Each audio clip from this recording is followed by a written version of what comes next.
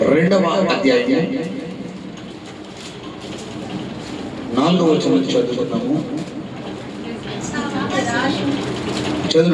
కాబట్టి రాజు ప్రధాన యాజకులను ప్రజల్లో నుండి శాస్త్రులను అందరినీ సమకూర్చి క్రీస్తు ఎక్కడ పుట్టునని వారిని అడిగాను. అందుకు వారు యూదయ బెత్లెహేములోనే ఏలయనగా యూదయ దేశము బెత్లెహేమ నీవు యూదా ప్రధానులలో ఎంత మాత్రమును అల్పమైన దానివి కావు. ఇశ్రాయేలును ఆ ప్రజలను పరిపాలించు అధిపతి నీలో నుండి వచ్చును అని ప్రవక్త ద్వారా రాయబడి ఉన్నదన్నది. అంతటా హేరోదు ఆ జ్ఞానులను రహస్యముగా పిలిపించి ఆ నక్షత్రము కనబడిన కాలము వారి చేత పరిష్కారముగా తెలుసుకొని మీరు వెళ్ళి ఆ శిశువు విషయమై జాగ్రత్తగా విచారించి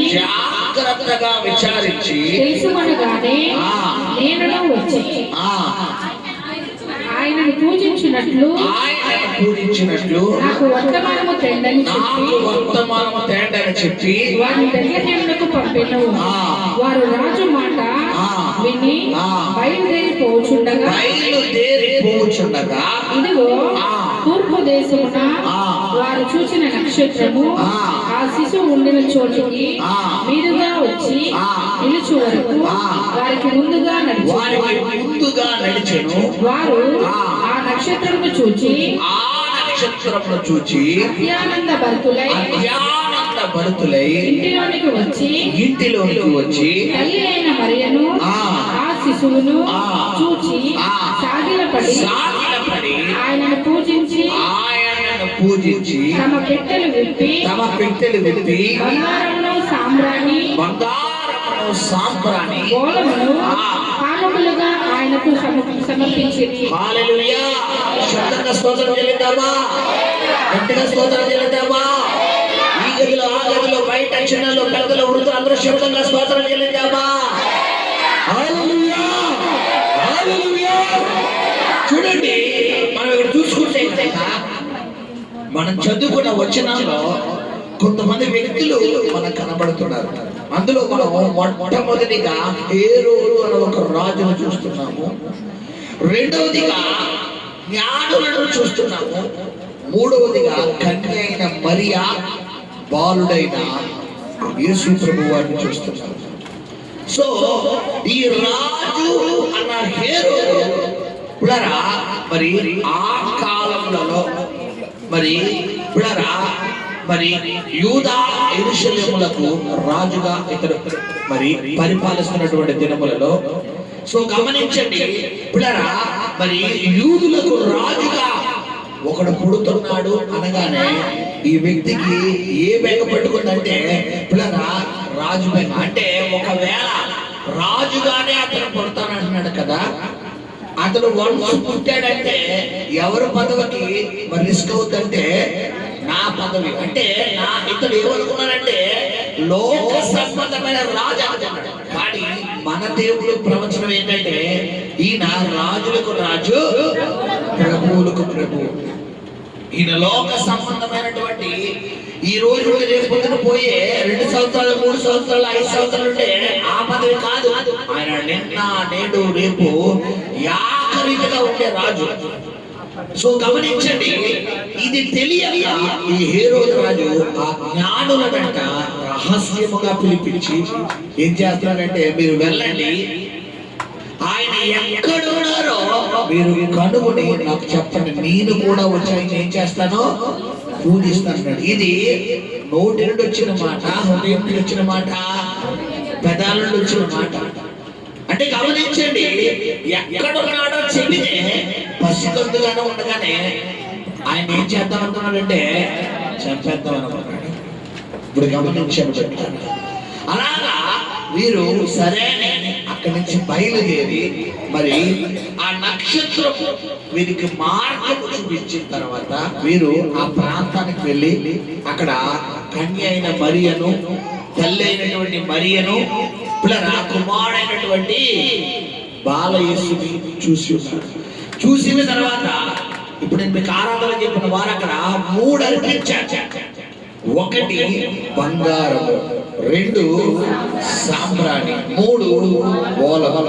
సో మొట్టమొదటిగా మనం బంగారం గురించి లోతుగా అధ్యయనం చేస్తే పిల్లరా బంగారము అనేది మరి రాజరికానికి గుర్తుగా అక్కడ తెలియపరుస్తుంది. అంటే ప్రభువా నీవే మమ్మల్ని నడిపించే రాజువి, నీవే మా ప్రజలుగా మాకు రాజు నాయన, మమ్మల్ని నిత్యత్వంలోకి తీసుకువెళ్ళే మా నీతికి నువ్వే రాజు నాయన, మమ్మల్ని సమాధానాన్ని తీసుకువెళ్ళే మా షాలేము రాజువి నీవే నాయన, మాకు నెమ్మదినిచ్చే మా రాజు నువ్వేనయ్యా, మా కుటుంబంలో మాకు విజయాన్ని ఇచ్చే మా యెహోవా నిస్సీ రాజువి నువ్వే నాయన అని గమనించండి. రాజుగా రాజరికాన్ని ఈ బంగారము అనేది తెలియపరుస్తుంది. ఈ రోజు గమనించిన సహోదరి సహోదరుడా, ఆనాడు జ్ఞానులు గుర్తించగలిగారు దేవుని రాజుగా. మరి ఈ రోజు నేను గుర్తించగలుగుతున్నామా అంటే ఇది ఒక ప్రశ్న. ఈరోజు మన నడవడికి ఎలా ఉందంటే ప్రార్థన చేస్తున్నా, వాక్యం వింటున్నా, చర్చికి వస్తున్నాం, కానీ ఈ రాజు అంటే మనకి ఏం లేదు, భయం లేదు. బైబిల్ చెప్తున్న మాట ఏంటంటే యెహోవా యందు భయభక్తులు కలిగిన వారు పిల్లరా మరి ఇలాగా ఆశీర్వదించబడతారు. నువ్వు దేవుని యందు ఎప్పుడైతే భయభక్తులు కలిగి ఉంటావో అది జ్ఞానమునకు మూలం అంటున్నాడు మరొక చోట. నువ్వు దేవుని యందు భయభక్తులు కలిగి ఉండడమే నీ ఆశీర్వాదానికి నువ్వు వేయగలిగిన తొలి మెట్టు. సాతాను కూడా ఏం చేస్తాడంటే అసలు దేవుడి దగ్గర భయభక్తులు అన్న విషయం నేను దరిదాపులోకి రాను. అసలు ఎలా ఉందంటే ట్రెండ్, ఇది వరకు దేవుడి మందిరానికి వెళ్తే చేతితో ఏం పట్టుకెళ్ళేవారంటే బైబిల్ పడి. ఇప్పుడు ఏం పట్టుకెళ్తా కలిసి చేతితోనే ఫోన్. ఏంటంటే ఫోన్లో ఏముంది, బైబిల్. ఏ బైబిల్ అది? Digital Bible. ఇందులో బైబిల్ అని పాస్టర్ గారు, ఏ బైబిలే కాదు, ఇందులో కూడా బైబిల్.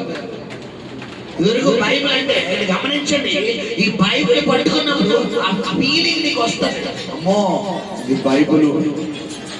చేతిలో బైబిల్ ఉండి తప్పుడు పనులు చేయగలవా మనం? చేతిలో బైబిల్ ఉండి తప్పుడు మాటలు మాట్లాడగలవా? చేతిలో బైబిల్ ఉండి ఒకవేళ తప్పు చేస్తామన్నా మనకు ధైర్యం సరిపోతా అంటే సరిపోదు. బట్ మొబైల్లో బైబిల్ ఉన్నప్పుడు మాత్రం అదే మొబైల్లో బైబిల్ ఉండదు, అదే మొబైల్లో పనికి మళ్ళీ వీడియోలు అన్నీ చూస్తాం మనం. అదే మొబైల్లో దేవుడు వాక్యం వింటాం, అదే మొబైల్లో లోక సంబంధమని వింటాం, అదే మొబైల్లో దేవుడు మాటలు మాట్లాడతాం, అదే మొబైల్లో అనవసరమైన మాటలు మాట్లాడతాం. అంటే గమనించండి, ఇక్కడ వాక్యం ద్వారా దేవుడు మనతో మాట్లాడుతున్న మాట ఏంటంటే పిల్లరా మరి రాజుగా ఆనాడు జ్ఞానులు ఆయన గుర్తించగలిగారు. ఈ రోజు నేను గుర్తించగలుగుతున్నామా అనేది ఒక ప్రశ్న. ప్రభు నీతో మాట్లాడుతున్న ఈ మధ్యాహ్న కాలంలో కుమార్తె ఈయన రాజు, ఈయన రాజులకు రాజు, ఆయన రాజరికాన్ని తెలియపరుస్తున్న బంగారం. తర్వాత మనం చూసుకుంటే కనుక పిల్లరా మరి నువ్వు ఎప్పుడైతే ఈయన రాజుగా గుర్తించగలుగుతావో అప్పుడే నీ జీవితంలో నువ్వు ఆశీర్వాదాలు చూస్తావు. బైబిల్లో ఒక రాజుని మీకు చూపిస్తాను. ఎవరంటే మనకి మొదటి సమయాల గ్రంథము పిల్లరా మరి 9వ అధ్యాయంలో ఒక రాజు పరిచయం అవుతాడు. ఎవరైనా సౌలు. ఈ సౌలు పిల్లరా మరి ప్రజలను యుద్ధానికి తీసుకువెళ్ళినప్పుడు ఈ సౌలు ఏం చేస్తాడు పిల్లరా? మరి సౌలులో ఉన్నటువంటి మన గతంలో ఒక 4-5 భాగాలు చెప్పుకున్న సౌలు యొక్క పొరపాటు. ప్రజలను యుద్ధానికి తీసుకెళ్ళినప్పుడు అక్కడ ఫిలిష్తీయులతో యుద్ధానికి వెళ్ళినప్పుడు వాళ్ళు చనిపోయే వరకు, వాళ్ళు ఓడిపోయే వరకు మీరు ఏం తీసుకోకూడదని చెప్పి రాజు. అందువల్ల ప్రజలు ఏమైపోయారంట? అసలు రాజు అన్న వ్యక్తి ఏం చేయాలి? ప్రజలకు ఏం చేయాలి? ఏ కొరత లేకుండా చూసుకోవాలి. ఒక అధిపతి, ఒక అధికారి అన్న వ్యక్తి ప్రజల యొక్క అవసరతలు తెలుసుకుంటూ ఉండాలి, వారి అవసరతలు తీర్చే వ్యక్తిగా ఉండాలి, వారికి ఏ కొరత లేకుండా ఏ పొదుపు లేకుండా చూసుకునే వ్యక్తి ఉండాలి. ప్రమాదం వస్తే ప్రజలందరికంటే పసిగట్టేలా ఉండాలి. కానీ ఈ రాజు ఏం చేస్తున్నాడు? టెరిటరీ తీసుకెళ్లి ప్రజల్ని హింసిస్తున్నాడు. ఈరోజు గమనించి పెట్టారా, నువ్వు దేవుడిని రాజుగా చేసుకుంటే మన రాజులో ఉన్న ప్రత్యేకత ఏంటంటే నిన్ను ఆదరిస్తాడు. హల్లెలూయా. నిన్ను ధైర్యపరుస్తాడు. హల్లెలూయా. నీకు సమాధానం ఇస్తాడు. హల్లెలూయా. నువ్వు ఓడిపోతున్నానన్నప్పుడు నీ పక్కనే నిలబడి నీకు విజయాన్ని ఇచ్చే దేవుడు ఈ రాజు. హల్లెలూయా. గమనించారు. మొట్టమొదటిగా బంగారం అనేది రాజరికానికి గుర్తు. రెండోదిగా మనం చూసుకుంటే అక్కడ సాంబ్రాణి కనబడుతుంది. ఏం కనబడుతుంది మనకి? సాంబ్రాణి. సాంబ్రాణి అనేది ఏమని తెలియపరిచారు మీకు? ఇప్పుడు దైవత్వాన్ని తెలియపరుస్తుంది. మనందరం గతంలో పిల్లరా మరి విగ్రహారాధన నుంచి వచ్చినాడు. ఇప్పుడు పూజ అంతా అయిపోయిందా ఏం వేస్తున్నారు? సాంబ్రాణి. ఎందుకు అంటే పిల్లరా ఆ ప్రాగ్రెన్స్ పిల్లరా అక్కడ ఒక అట్మాస్ఫియర్ క్రియేట్ అవుతుంది. మరి సపోజ్ పిల్లరా చెడిపోయిన శవం దగ్గర అగరబత్తులు వెలిగిస్తారు. అక్కడ ఆ అట్మాస్ఫియర్ వేరు. అక్కడ స్మెల్ ఎలా ఉంటుందంటే ఈ ప్రోగ్రెస్ రాదు. అక్కడ అదొక లాగా వస్తుంది. అది వర్ణనాతీతం. అదొక డిఫరెంట్. ఎందుకు? అక్కడ ఏ బాడీ ఉంది? డెడ్ బాడీ ఉంది. ఆ బాడీ ఇప్పుడు స్పాయిల్ అయ్యి ఆ స్మెల్ అవ్వకూడదంటే అక్కడ ఈ అగరబత్తులు వెలిగించి ఏం చేస్తారంటే ఆ స్మెల్ ని కవర్ చేస్తారు. కానీ కవర్ అవుతుందంటే ఇటు బ్యాడ్ స్మెల్ అటు గుడ్ స్మెల్ కలిసి ఒక డిఫరెంట్ స్మెల్ అవుతుంది. మీరు ఎప్పుడైనా గమనించుంటే మీకు తెలుస్తుంది. అలాగే ఈ సాంబ్రాణి అనేది ఎక్కడైతే ఉంటుందో అక్కడ ఒక అట్మాస్ఫియర్ అంటే ఒక ప్రత్యేకమైన వాతావరణం కలుగుతుంది. అంటే గమనించండి, ఎందుకు మీరు సాంబ్రాణి తీసుకొచ్చారంటే అయ్యా నువ్వేనయ్య మా దేవుడు. శబ్దంగా స్తోత్రం చెల్లిద్దామా? నువ్వేనయ్య మా దేవుడు, నీవు తప్ప మాకు వేరే దేవుడు లేడయ్యా అని. హల్లెలూయా. హల్లెలూయా. మనం చూసుకుంటే యెషయా గ్రంథము 43వ అధ్యాయంలో అక్కడ ఆయన దైవత్వం గురించి ఆయన చెప్తున్నాడు. యెషయా గ్రంథము 43లో చూడుపులారా 43లో అక్కడ నేనే దేవుణ్ణి, నేను తప్ప వేరొక దేవుడు లేడు. 3వ చదువునా? యెహోవాను నేను నీకు దేవుడను, ఇశ్రాయేలు పరిశుద్ధ దేవుడనైన నేనే నిన్ను రక్షించువాడను, నీ ప్రాణ రక్షణ ప్రేమగా ఐగుప్తులు ఇచ్చి ఉన్నాను. నేనే నీకు దేవుడిని, నేను తప్ప నీకు వేరొక దేవుడు లేడు. ఈ రోజు గమనించని బిడ్డలారా మన దైవత్వం ఎలా ఉంది ఒకసారి ప్రశ్నించుకుంటాం. నువ్వు ఈయన్ని అవసరం కొద్ది ఆరాధిస్తున్నావా లేదా నిత్యం ఆరాధిస్తున్నావు? ఎందుకంటే క్రైస్తవులు ఈ 2 కేటగిరీల చిన్నలు ఉంటారు. కొంతమందికి శ్రమ వచ్చినప్పుడు, రోగం వచ్చినప్పుడు, కష్టం వచ్చినప్పుడు మాత్రమే వీళ్ళు దేని కనెక్ట్ అయిపోతారంటే దేవుడు కనెక్ట్ అయిపోతారు. ఆ రోజు వీళ్ళకి అసలు ఆడలేదు. ఆ రోజు ఆ రోజు అంటే ఎడుగు చూడడానికి వెళ్ళావు ప్రార్థన కదా. ఇంకా ఆ రోజు ఫోన్ ఉండదు, సినిమా ఉండదు, టీవీ ఉండదు, ఎంజాయ్మెంట్ ఉండదు, కౌర్లు ఉండవు, ఇంకేం ఉండదు. డైరెక్ట్ గా మోకలేసి నీవు కాక ఎవ్వరు నాకు లేరయ్యా ఈ పాట. ఆ రోజు అంతా నువ్వు ఉండొచ్చు ఆయన నీ దగ్గర ఉండిపోతావు జీవితం. ఆయనేమో వీళ్ళు చేసిన ప్రార్థనకు ఆలకించేసి వెంటనే బయటైపోయి ఆయన ఏం చేస్తాడు? బాధపడకమ్మ, నీ కష్టం ఏం తీర్చేస్తాడని. వచ్చిన కష్టం ఏం చేస్తాడు? మళ్ళా టాటా మళ్ళా వస్తాను అంట. ఒకళ్ళు ఈ బ్యాచ్ అంటే ఎన్నున్నా ఏమి లేకపోయినా, ఎవరున్నా ఎవరు లేకపోయినా నువ్వు ఉంటే నాకు చాలు చేసేయాలి. హల్లెలూయా.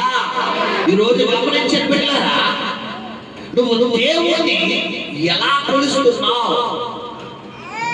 నువ్వు అవసరం ఉంటే కొలుస్తున్నావా, నిత్యము కొలుస్తున్నావా? ఆయన అంటున్నాడు నేను తప్ప నీకు వేరొక దేవుడు లేడు అన్నాడు. హల్లెలూయా. చూడండి, మనం చూసుకుంటే కనుక పిల్లరా యెషయా గ్రంథము 11 చదువున్నాడు. నేనే యెహోవాను, నేను తప్ప వేరొక రక్షకుడు నేను తప్ప వేరొక రక్షకుడు లేడు. ఎవరు చెప్పగలరు ఈ మాట అంటే మన దేవుడు. హల్లెలూయా. నేను తప్ప ఇంకెవ్వరు నీకు లేడు. ఈయనే నిన్ను రక్షించేవాడు. నీ అప్పుల్లో నుండి, నీ శ్రమల్లో నుండి, నీ నిందల్లో నుండి, నీ పోరాటాల్లో నుండి, నీ వ్యతిరేకతల నుండి, నీ గాయాల్లో నుండి నిన్ను రక్షించేవాడు ఎవరంట? ఆయనే. ఆయన తప్ప వేరొక దేవుడు లేడు. గమనించారు. ఈ రోజు మన భక్తి ఎలా ఉంది? మన భక్తి ఎలా ఉంది? ఆయన్ని అవసరం కొద్దీ పూజిస్తున్నావా? నిత్యము పూజిస్తున్నావా? నువ్వు ఈరోజు ఎలా పూజిస్తావు? ఒక ప్రశ్న వేసుకో. అవసరం కొద్దీ, నీ కష్టం కొద్దీ, నీ బాధల కొద్దీ, నీ శ్రమల కొద్దీ, నీ మీద ఉన్న ఒత్తిడిని కొద్దీ నువ్వు దేవుడి దగ్గర ఉంటున్నావంటే నువ్వు ఒక వేషధారివి అన్నాడు ఆయన.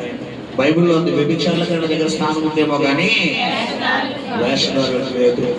నువ్వు నీకు కష్టం ఎక్కువైపోయినప్పుడల్లా దేవుడి దగ్గరికి వస్తున్నావు, రోగం వచ్చినప్పుడల్లా దేవుడి దగ్గరికి వస్తున్నావు, సమస్యల మీద అడిపోయినప్పుడల్లా దేవుడి దగ్గరికి వస్తున్నావు.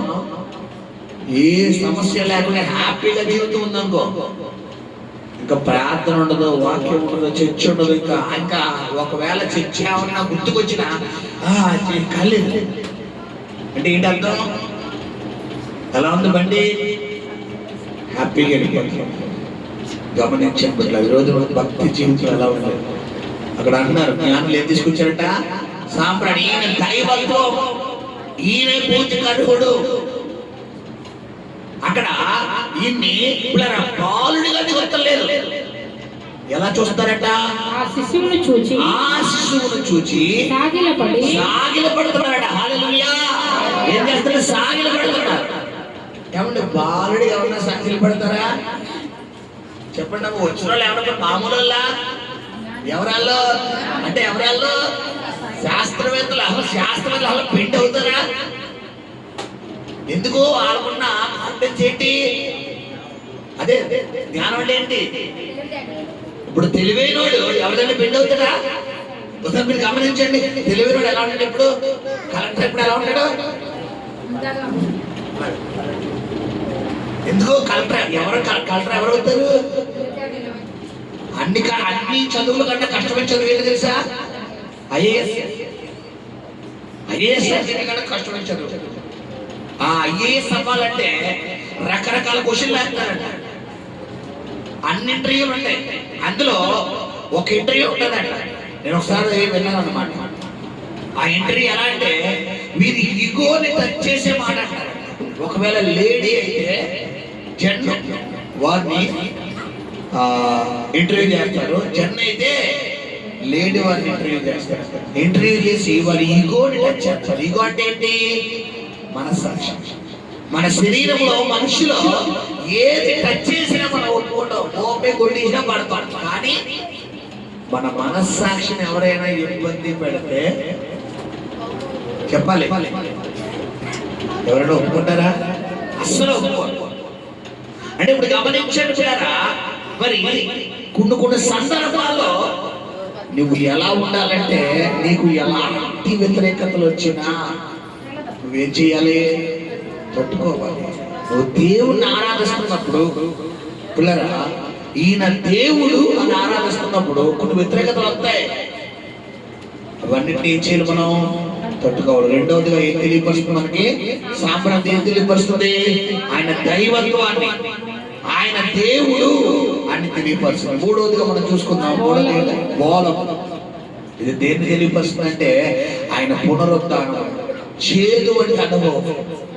పిల్లరా, మరణాన్ని తెలియపరుస్తుంది. బోలము అంటే అది తీయగా ఉంటుందా చేదుగా ఉంటుందంటే చేదుగా ఉంటుంది. అందుకని రెండోది బోలములో రెండో పరిచయం ఏంటంటే మత్తునిస్తుంది. అందుకని యేసు ప్రభు వారు చనిపోతున్న సమయంలో ఆయనకి చేదు చెనకని చిరిగాను. చేదు చెనక అంటే ఏంటంటే బోలం. ఈ బోలంలో ఉన్న ప్రత్యేకత నేను మత్తు. సో గమనించండి, ఇప్పుడు నువ్వు దేవుళ్ళలోకి వచ్చిన తర్వాత కొన్ని చేసిన అనుభవాలు వస్తాయి. నువ్వు ప్రేమించిన వారే నీ మీద పగబడతారు. నువ్వు ఎవరైతే అమితంగా కావాలనుకుంటావో వారిని అగైనెస్ట్ అయిపోతారు. నువ్వు ఎవరికైతే అమితంగా సాయం చేశావో వారిని వెన్నుపోటు పొడుస్తారు. నువ్వు ఎవరైతే బాగుండాలి బాగుండాలి బాగుండాలి అనుకున్నావో వాళ్ళే నీ పత్రాన్ని చూద్దాం అనుకుంటావు. ఇవన్నీ ఏంటి చెప్పాలి? ఓటమిలా ఏంటివన్నీ? చేదైన అనుభవాలు. ఈ అనుభవాల వల్ల నువ్వు వెళ్తేనే గాని నువ్వు పరలోక రాజ్యం చేయలేవు. హల్లెలూయా.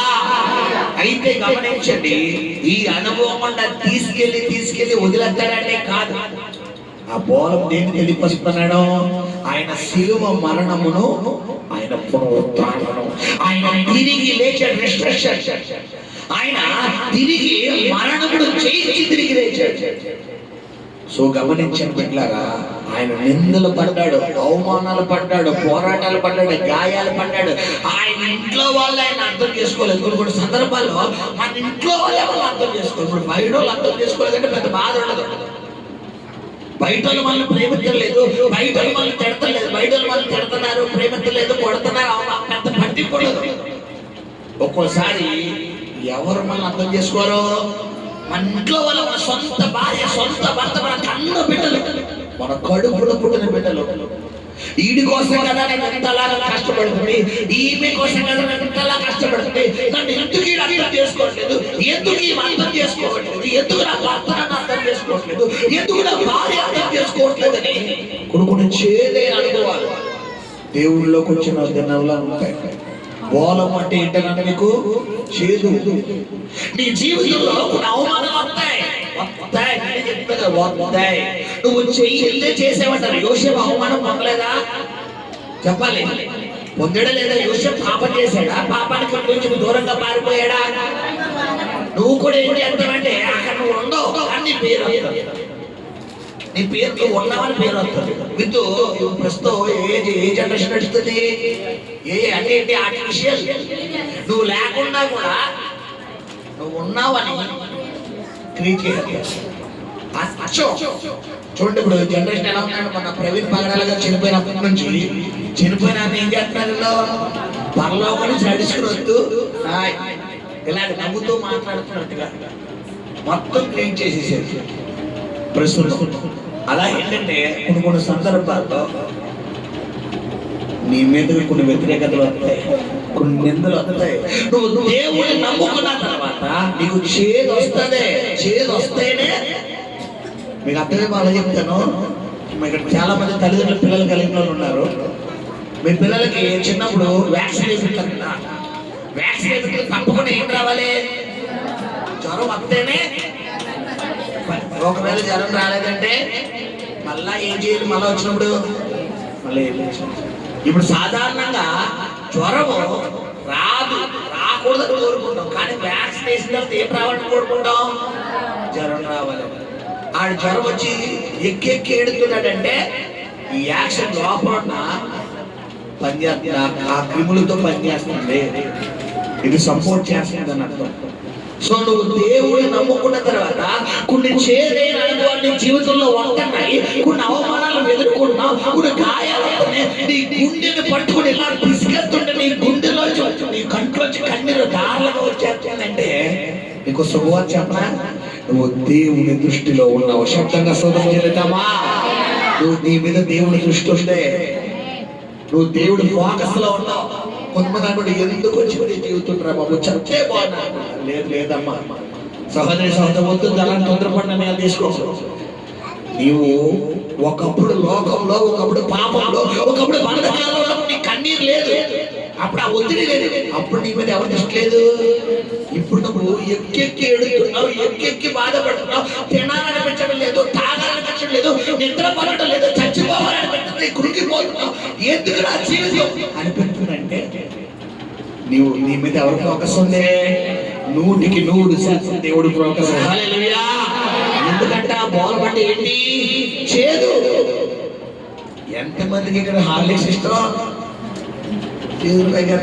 Horlicks Boost is the secret of my energy అంటే కదా. బూస్ట్ ఎంతమందికి ఇష్టం చెప్పాలి?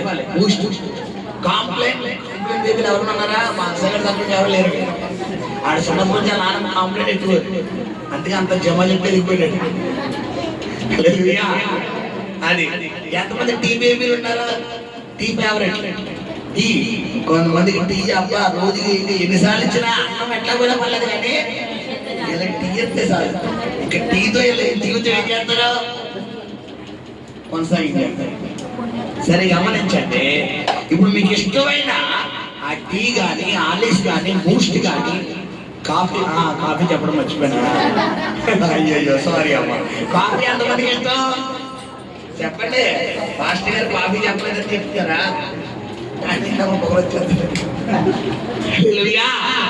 ఏంటి ఇప్పుడు చెప్తున్నాను, అడుగుతున్నాను, గమనించండి బిడ్డలారా. మీరు తాగే వాటిలో ఈ ఇష్టం ఉన్నారు కదా. ఇప్పుడు నేను అసలు క్వశ్చన్ అడుగుతున్నాను, ఎంతమందికి కాకరకాయ జ్యూస్ ఇష్టం? మెజారిటీ మొదలు ఎంత ఉంది? ఎవరు?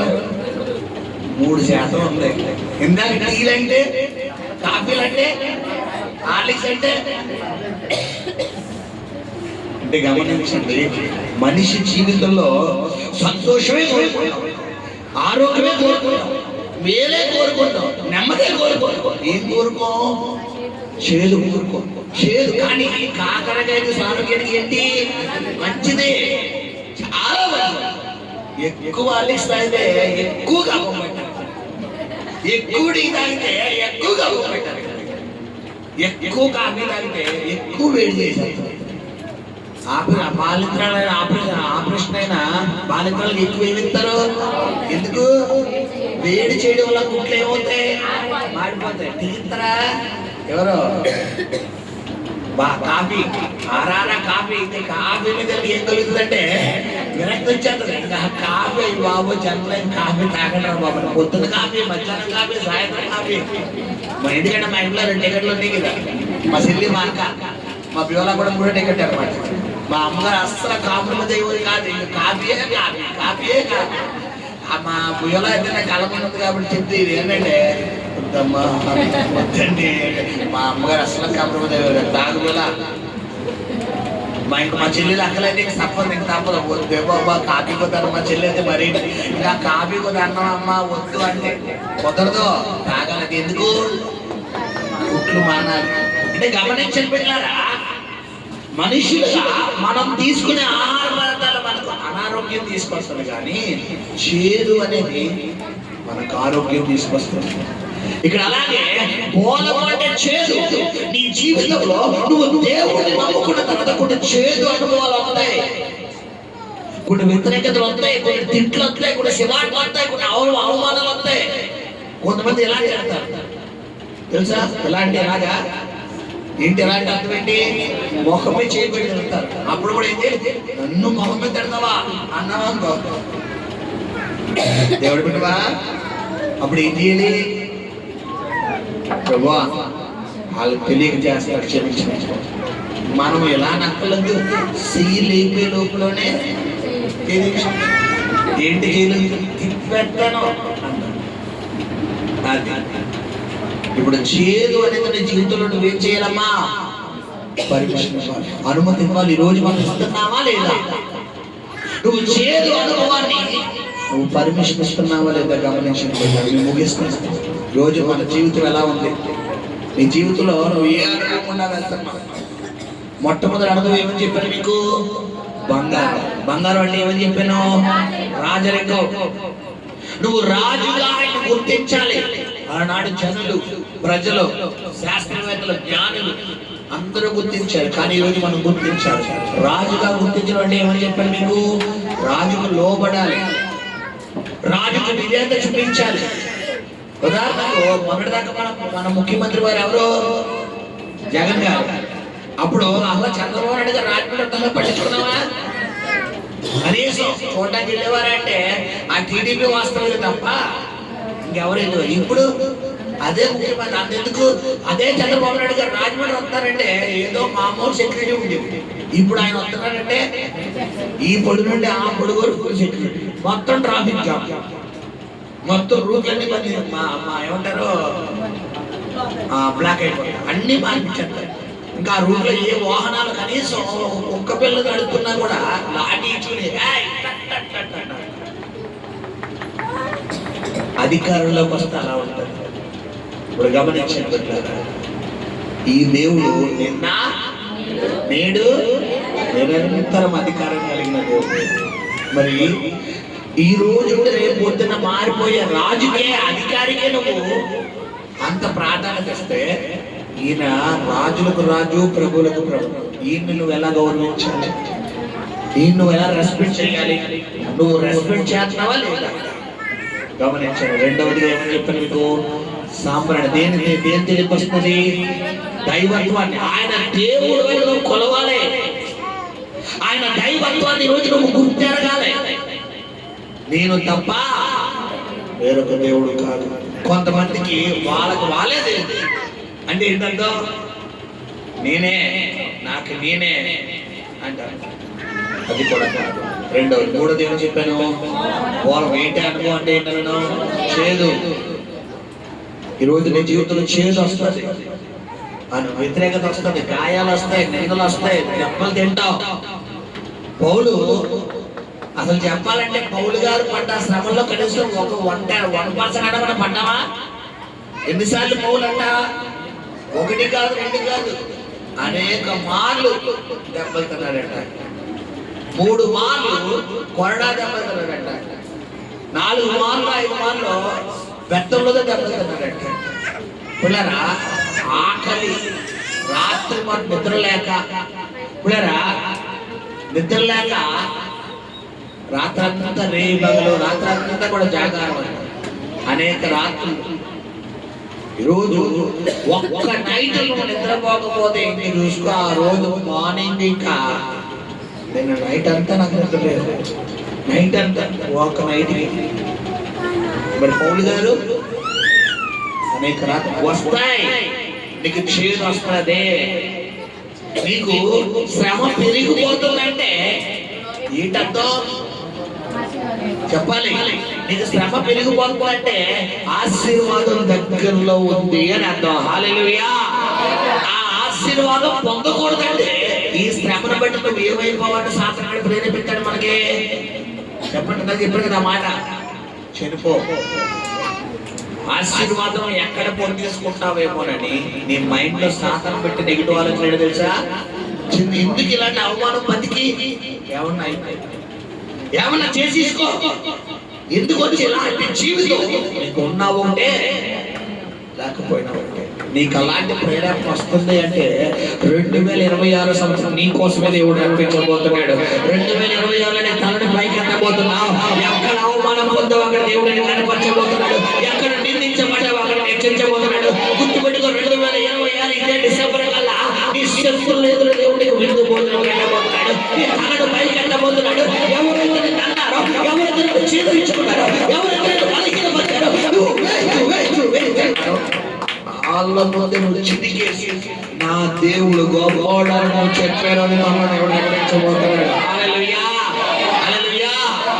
ఈ దేవుడు గొప్పవాడు, ఇశ్రాయేలు పాటలు పాడుచు స్తుతులర్పించు. ఈ దేవుడు గొప్పవాడు, ఇశ్రాయేలు పాటలు పాడుచు స్తుతులర్పించు.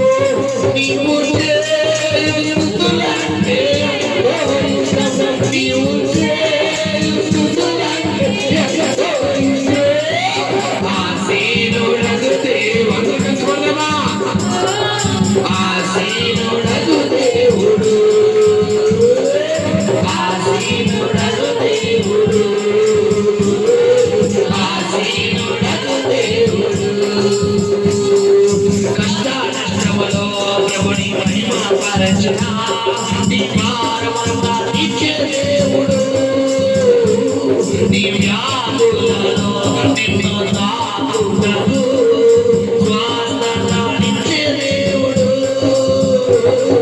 కష్టానష్టములో ప్రభుని మహిమపరచన, నీ బాధలను తీర్చే దేవుడు. హల్లెలూయా, హల్లెలూయా. యోబు ఏం చేస్తున్నాడు?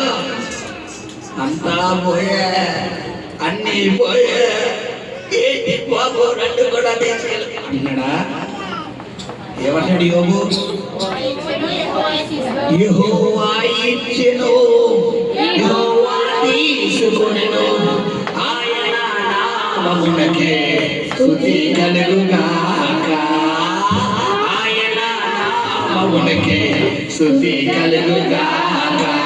అంతా నా పేరుకే ఆరాధన యేసుకే, అంతా నా మంచికే, రక్షించిన మనకు తలవను వంచితే, రక్షించిన మనకు తలవను వంచితే, ఆరాధనను స్తుతించుటమానెను, ఆరాధనను.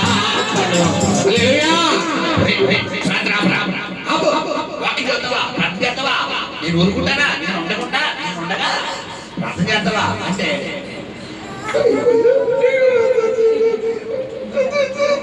అంట. ఇలా అన్నావు, నువ్వు ఇలా అన్నారంటే ఎవరో దూరేస్తాడో, ఎవరో ఒకరు దూరేసి చేస్తావా పెద్దరా, చేస్తావా అంట.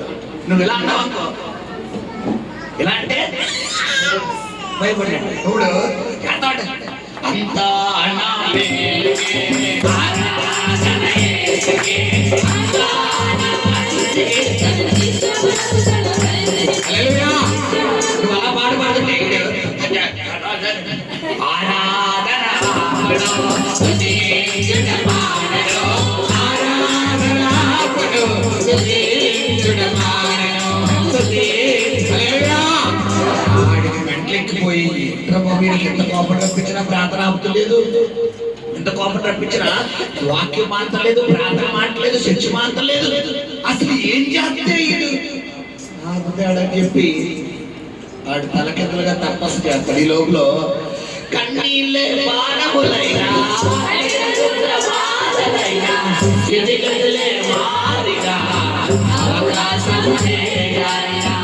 కన్నీళ్ళే బాణములైనా,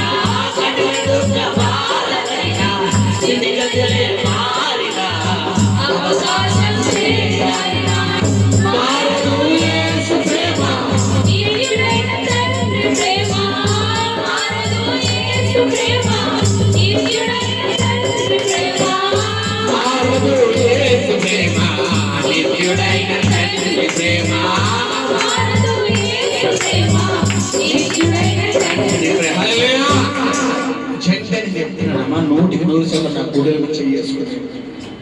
ఒక్కో సందర్భంలో మనం ఎవరినైతే అమితంగా ప్రేమిస్తామో వాళ్ళ మన గుడిని అమ్ముతాం. నేను అంటాను, వాళ్ళ తండ్రి వాళ్ళకైతే ఎవరు తగ్గుతున్నారు? దేవుడే, సైతాన్ కాదు.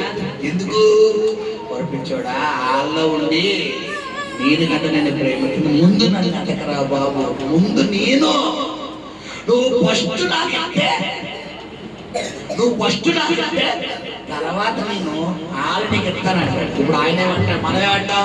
లేదు మనకి ఎవరు కావాలి?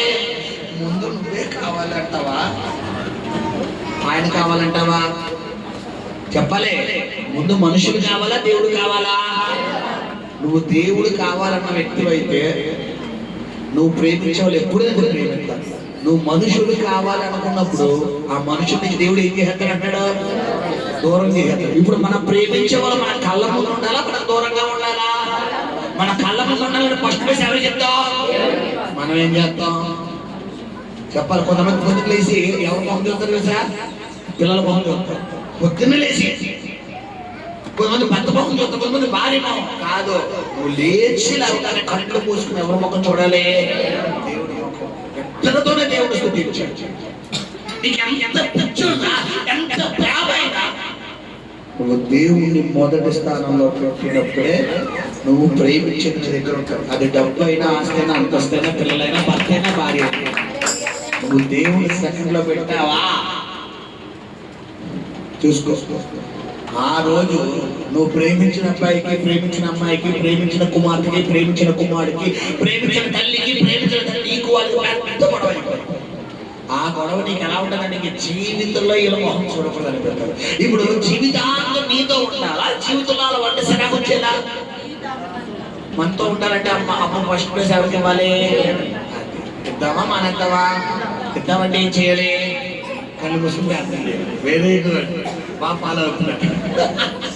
ప్రార్థన చేసుకుందాం. పరిశుద్ధము, నమ్మకము, కనికరము కలిగిన ప్రియ పరలోకపు తండ్రి, నీ పరిశుద్ధ పాదాలకు లెక్కలేని మహిమ, ఘనత, ప్రభావం